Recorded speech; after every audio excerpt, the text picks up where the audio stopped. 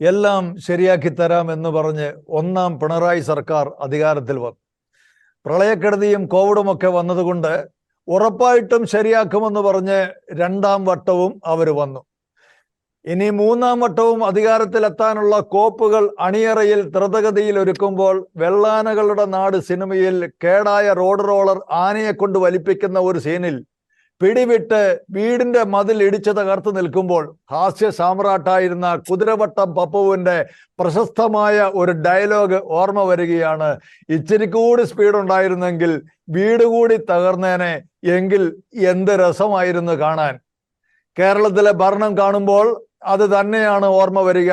ഇച്ചിരി കൂടി സ്പീഡ് ഉണ്ടെങ്കിൽ മന്ത്രിമാരും രാഷ്ട്രീയക്കാരും പോലീസും ഒക്കെ ഇച്ചിരി കൂടി ആത്മാർത്ഥമായി സ്പീഡിൽ പണിയെടുത്താൽ ഈ കേരളം മറ്റൊരു ബംഗാളായി മാറുവാൻ 33 വർഷമൊന്നും വേണ്ടി വരില്ലെന്ന്.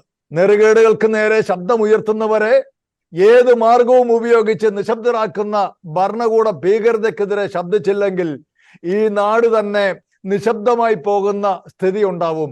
അത് തിരിച്ചറിയുന്നവർ ശബ്ദമുയർത്തിയേ മതിയാവൂ.